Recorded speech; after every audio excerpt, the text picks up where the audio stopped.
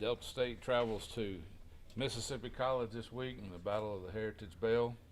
Delta State comes in with a record of 6-3 overall, 5-2 in the Gulf South Conference. Mississippi College is coming off a 35-21 loss to West Alabama. Delta State defeated West Georgia 35-20 here on homecoming and senior day last week. So Mississippi College comes in 4-5 overall, 3-4 in the Gulf South Conference. With that, Marvin Terry was named the Defensive Player of the Week for Gulf South, which was just released this morning. So he was the second week in a row we've earned that honor. I believe third or fourth time this season we've had that honor. So with that, we'll bring up Coach Cooley to talk about last week's win over West Georgia and the game against Mississippi College. Appreciate it, Fred. Appreciate everybody being here. Obviously, really excited about how we competed on Saturday. I thought we played really, really hard against a really good football team. West Georgia is always a tough team to play against. Thought they played very hard as well. It was a very physical football game. Was really proud of the fact we made some mistakes. We had 4 turnovers in the game. We're still able to overcome that and find a way to win the football game late. Obviously, very proud of our defense and the effort that they gave, holding West Georgia to only 20 points on the day. Offensively, we put them in a couple of bad situations. We had the turnover on the third drive of the game on a 3rd and 1, and really uncharacteristic of us offensively. We've not done that a lot this year, but it happened. And our defense gave up a score there on a coverage breakdown. A good call by West Georgia. But I felt like we kept playing. The drive before half really hurt us. Took a lot of momentum away from us going into halftime, and then they were able to come out the first drive of the third quarter. We only had the ball one time in the third quarter. Luckily, we scored a touchdown. We were able to take a lead into the fourth quarter and kept playing. And we went 95 yards in 14 plays towards the end of the game. Probably the best drive I've been a part of in a long time. Really excited about how we execute on that drive, and very proud of just the whole effort. You can count a lot of people. Junior Falk had 2 more interceptions on Saturday, had a big one in the red zone to start the fourth quarter. Gave us great field position, and we didn't do anything with it, but then we were able the next time to get the ball. We went 95, and very proud of Breck Ruddick on senior day. Thought he played a very courageous football game. Thought he competed well. He had 154 yards rushing, had a touchdown, and really just proud of that. No rest. No reason to sit around and pat ourselves on the back. We got a tough opponent ahead, rivalry week. It's going to be a challenge going down to Clinton, Mississippi. Never know games like this. They're a good football team. They do a great job of triple option. It's probably one of their better teams that they've had since I've been here, and they've come back into our league. And you don't know what's going to happen. We just got to prepare, get ready to stop that stuff. And the thing that happens when you play them is you don't get a lot of shots offensively, and we're used to a lot of time possession. That's what we've been doing. So something's going to give when we go on down there Saturday, and we've got to have a simple plan that we can go execute. They are extremely multiple on defense. It's like they give you something new each week that you haven't seen. So you got to be ready for that. They do a really good job of playing together. Their defense is they've given up some yards this year, but they haven't given up a lot of points. And then their offense just gets going, and the next thing you know, it's middle of third quarter, and you're down, and that can happen on Saturday. So we've got to play our best game of the season this year, and we've got to prepare to do that. And it's going to be a tough challenge. Talk about the way y'all been able to convert third down and particularly fourth down here lately, because it seems like when that opportunity comes to get that first down, this team the last couple of games has been very successful with that. Well, I just think that we're starting to play better. I've said that last week. I've said it last couple of weeks. Ever since the West Florida game, I felt like we learned how to prepare and practice the way we needed to practice. And I think you sit around, each team's different. You kind of find the winning formula for that team. And right now we're practicing a certain way, we're doing things a certain way, and it's helping us. And you're seeing that success a little bit better on third down. And then fourth down, man, it's like I've always said, I just believe in my team sometimes. And we've gone for a lot of fourth downs. Last 2 weeks, I think we've gone for 8 of them. We've hit 7 of them. We needed every one of them Saturday.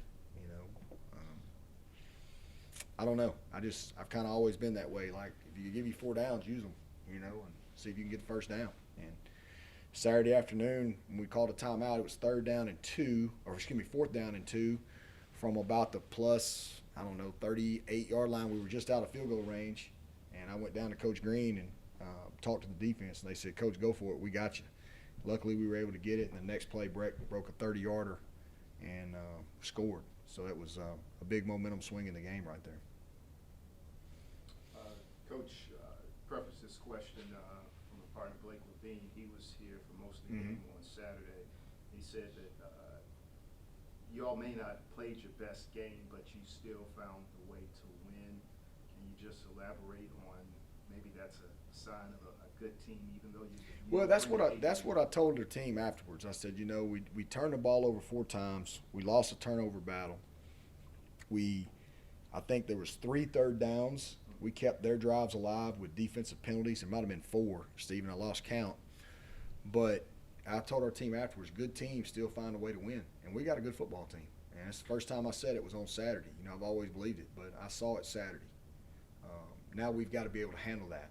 How do you handle that? Knowing that you've earned the right to be called a good football team. We're not through.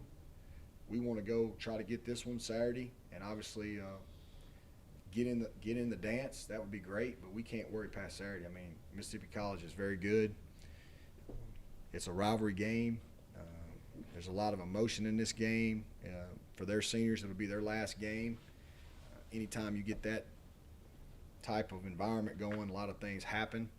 So I thought to this point, our kids have always answered the bell, so to speak. We've got to answer the challenge, but it's always tough going down there. It's always tough. It's an afternoon kick. You got to leave early in the morning because we don't go down the night before. It's just a little bit out of our routine. It's a little different. We're going to talk about that starting today, how we're going to handle the week, how we're going to handle the routine, and make sure that our minds are ready and we're focused, because what they do offensively, if your eyes are bad and you look at the wrong key, next thing you know, there's a wheel route going for a touchdown and he's wide open. That's what that offense does to you. It's the running game, obviously you've got to stop, but it's their passing ability with their quarterback that really keeps you up scared at night, because there's a lot of big plays off of it. They're not just throwing hitches, they're throwing it down the field when they throw it, and they might only throw it 3 times or 4 times, but they complete 3 of them. It's probably 150 yards and 2 touchdowns. So you got to be ready for that. They do a really good job. They know what they're doing in their offense. Defensively, Coach Tony Gilbert has taken over as defense coordinator. Good friend of mine. Known him a long time. Great coach. They do a tremendous job of giving you different looks defensively. And like I said, they understand who they are. They're playing complementary football, and they have an identity, and that's what you always look for when you're playing a team. They do. They know who they are, and they have a formula to win, and we feel like we do too. And that's going to be the game within the game. Who can operate their formula the best? Who can execute? Looking at y'all's defense, among the players, is there, the way, had multiple players this year win Defensive Player of the Week, that type of thing.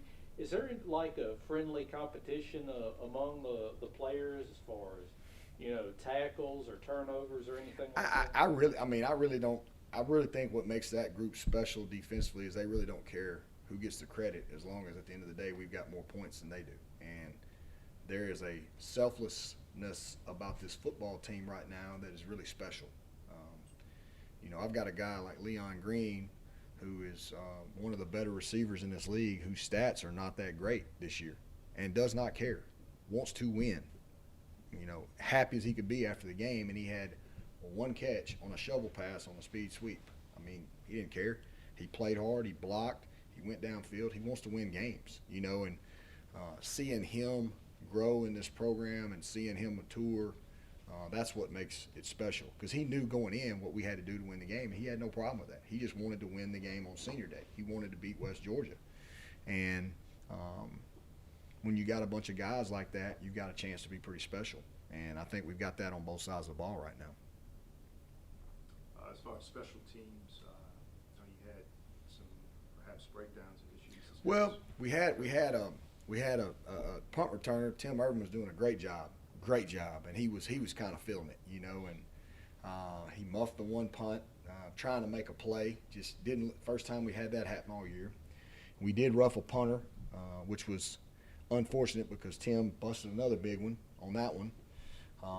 That's just we got to be better there. And then they had a short punt, and it was just one of those things, that cold kind of wind kicked up, and they had a short punt. And Tim was trying to tell us it was short and making the Peter calls and all that, as everybody says, but it just happened to bounce up and hit Jaquan Lipscomb in the back, you know. And then the blocked field goal, I thought West Georgia did a good job getting penetration, but the kick was a little low. But other than that, you know, Sam Barge still had another solid day punting the football. I thought our kickoff coverage improved. That's been something that we've been trying to get better since game one.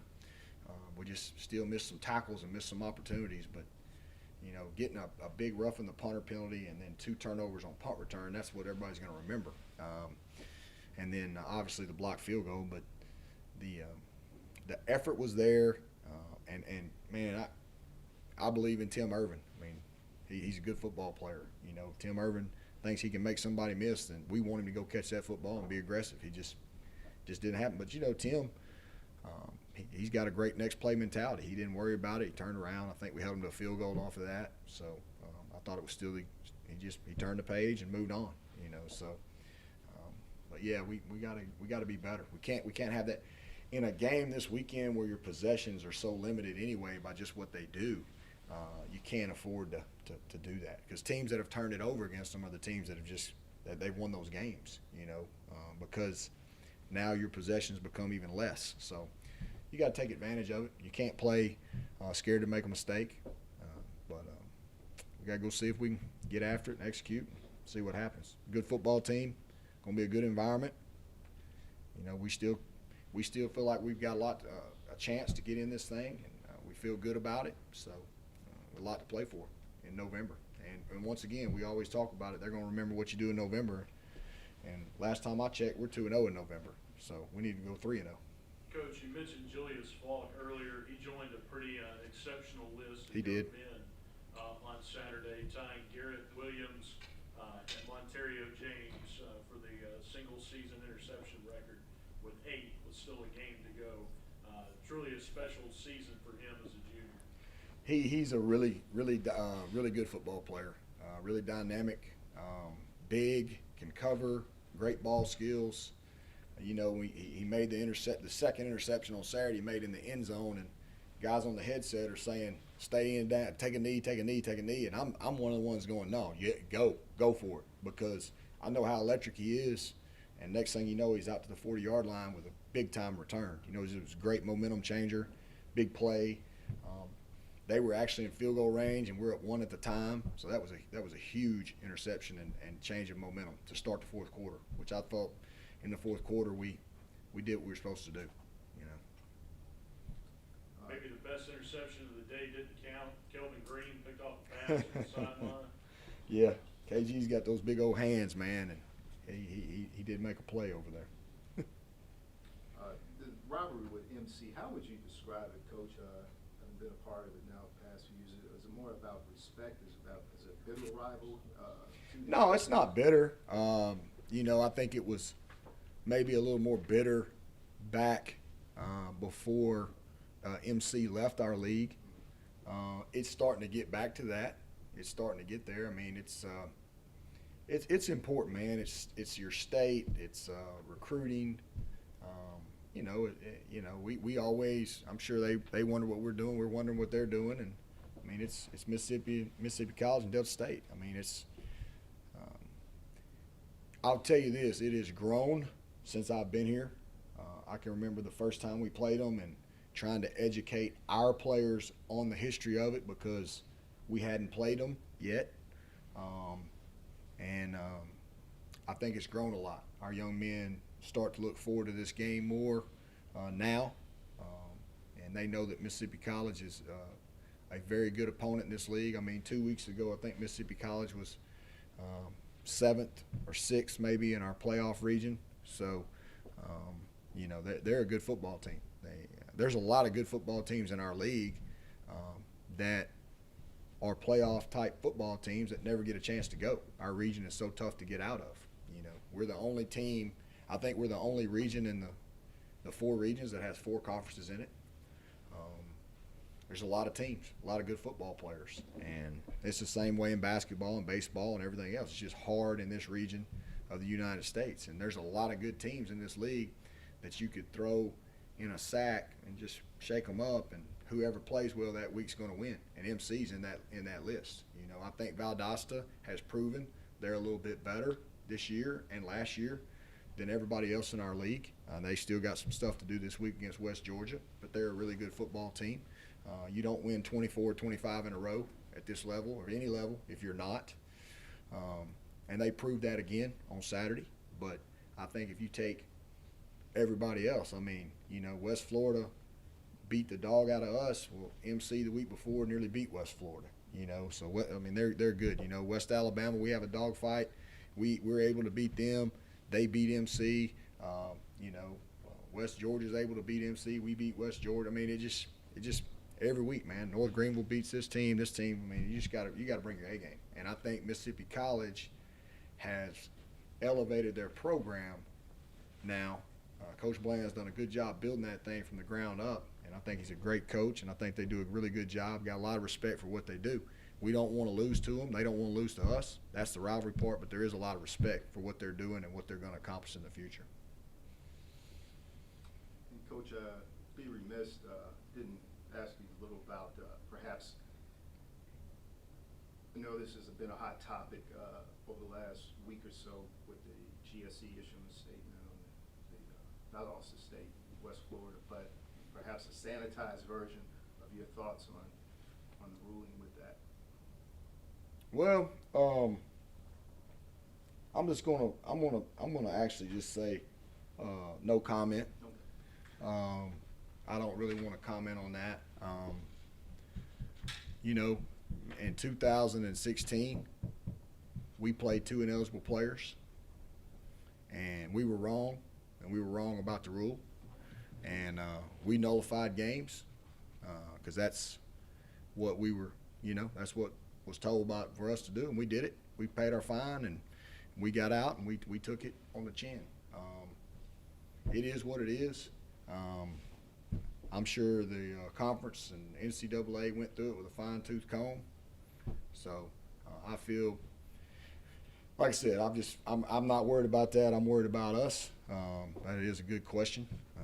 Other thing I'd like to say is happy Veterans Day to everyone today, and really appreciate everyone that has sacrificed so that I can be up here talking to y'all today.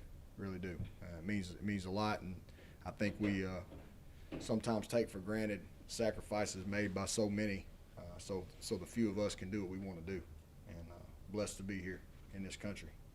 And I'm blessed to say that we are all eligible, and we are getting ready to go play a big-time football game this week. Thank you very much. Thank you.